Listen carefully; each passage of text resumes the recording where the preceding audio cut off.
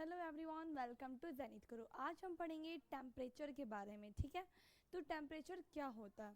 Basically ये climate और weather के अंदर ये इन्फ्लुएंस करता है, यानी एक मेजर फैक्टर है जो कि इन्फ्लुएंस करता है क्लाइमेट और वेदर फॉर्मेशन में। ठीक है, तो हम पढ़ेंगे टेम्परेचर के बारे में। तो टेम्परेचर होता कि जैसे कि आप फील करते हो कि गर्मी है, सर्दी है, तो ये किस तरीके से होता है? ये सारा टेम्परेचर के वजह से ही होता है। ठीक है, तो बेसिकली टेम्परेचर से ही हम फील करते हैं कि अभी गर्मी है कि सर्दी है। तो जो टेम्परेचर बताता है कि इतनी गर्मी हो रही है, सर्दी हो रही है, कितनी हॉटनेस है, कोल्डनेस है डिग्री की, तो वही हमारा क्या होता है? टेम्परेचर होता है। Temperature you feel every day is the temperature of the atmosphere. जो हम डेली अपने टेम्परेचर जो फील करते हैं वही टेम्परेचर क्या होता है? एटमोसफेयर का होता है। The degree of hotness and coldness of the air is known as atmosphere. ये टेम्परेचर यानी जो डिग्री होती है हॉटनेस और कोल्डनेस की, कितनी गर्मी है, कितनी सर्दी है, तो वो क्या होती है? जो टेम्परेचर होता है। अब देखो, टेम्परेचर जो है वो डे टू लाइफ के अकॉर्डिंग भी होता है, चेंज करता रहता है, सीजन टू सीजन भी चेंज करता है। तो temperature of the atmosphere changes not only between the day and night, यानी दिन और रात में ही सिर्फ टेम्परेचर चेंज नहीं होता, बल्कि सीजन बाय सीजन भी चेंज होता है। जैसे कि आप देखोगे जनवरी में बहुत ठंड होती है, दिसंबर में ठंड होती है। ठीक है, वहीं जून जुलाई की बात करें अपने तो बहुत गर्मी होती है। ठीक है, तो ये क्या होता है? ये सीज़न बाय सीज़न भी इसकी जो टेम्परेचर है वो चेंज होता है। सिर्फ ये नहीं कि डे में बहुत गर्मी है, नाइट में थोड़ी कम गर्मी होती है। तो ये इसका ज़रूरी नहीं है कि टेम्परेचर सिर्फ डे और नाइट में ही चेंज हो, ये सीज़न बाय सीज़न भी चेंज होता है। कुछ इंपॉर्टेंट फैक्टर्स हैं जो इन्फ्लुएंस करते हैं डिस्ट्रीब्यूशन टेम्परेचर को, यानी कुछ फैक्टर्स है जो क्या करते हैं, जो टेम्परेचर की जो किस तरीके से जो टेम्परेचर है वो डिस्ट्रीब्यूट हो रहा है। कुछ इंपॉर्टेंट फैक्टर जैसे कि इंसोलेशन। क्या है? इंसोलेशन, यानी टेम्परेचर का जो डिस्ट्रीब्यूशन है, कुछ इंपॉर्टेंट फैक्टर जो इन्फ्लुएंस करता है वो है इंसोलेशन। इंसोलेशन क्या होता है? बेसिकली जो कि सन रेज जो होती है, जो सन रेज पड़ती है अर्थ के ऊपर, जो वहाँ से टेम्परेचर क्रिएट होता है, वही हमारा इंसोलेशन होता है। आप देखो कैसे, जो insolation is the incoming solar energy, जो सोलर एनर्जी आती है इंटरसेप्टेड बाय द अर्थ, जो कि अर्थ उसको लेता है। ठीक है, अब जैसे एटमॉस्फेयर क्या करता है, अपने आप को अर्थ को कवर करके रखता है, ताकि क्या हो, जितनी भी ये हार्मफुल रेज है या यूवी रेज है, एक्स्ट्रा रेज है, उसको थोड़ा सा टेम्परेचर को कम कर सके, इसलिए वो ब्लैंकेट की तरह काम करता है। तो ठीक है, ये इंसुलेशन वही होता है हमारा, incoming solar energy intercepted by the earth, the amount of insolation decreases from the equator.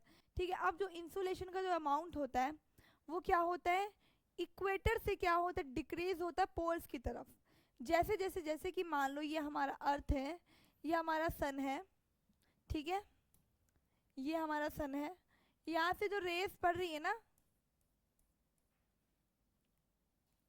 ये हमारा इक्वेटर हो गया।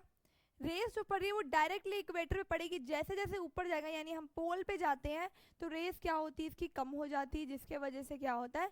यहाँ पे टेम्परेचर डिक्रीज हो जाता है, यानी यहाँ तक ही रेस नहीं पहुँच पाती, और जिसके वजह से हम बोल सकते हैं जैसे जैसे इक्वेटर से ये रेस इंसोलेशन ऊपर जाता है, वैसे वैसे करके यहाँ पे टेम्परेचर डिक्रीज होता है। तभी तो हम देखते हैं कि वहाँ पे बर्फ़ वगैरह मिलती है, आपको ठंडी होती है बहुत, इसलिए वो होती है टेम्परेचर। ठीक है, अब इसका आंसर भी आपको मिल गया होगा कि why poles are covered with snow, यानी जो ये साउथ पोल होते, ये north pole and south pole है, ये स्नो से कवर अप क्यों होते हैं? तो इसका आंसर भी आपको मिल गया होगा क्यों कवर अप होते हैं ये, क्योंकि यहाँ पे क्या होती है, जो इंसोलेशन की बात कर रहे हैं हम, वहाँ पे क्या होता है? ये बहुत कम होती है, यहाँ पे टेम्परेचर डिक्रीज हो जाता है, क्योंकि यहाँ पे सन की जो सोलर एनर्जी है वो डायरेक्टली नहीं पहुँच पाती, जैसे कि इक्वेटर के ज़ीरो पे पहुँचती है।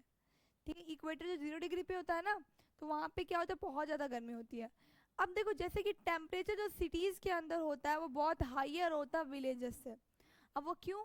अगर आप देखोगे टेम्परेचर, यानी गर्मी बहुत ज़्यादा आपको सिटी शहर में मिलती है अगर आप कंपेयर करते हो विलेज से, क्योंकि जो रोड्स बनी होती है, कंक्रीट से जो रोड्स वगैरह होती है, मेटल से जो बिल्डिंग्स बनी होती है, वो सारी हीट होती है।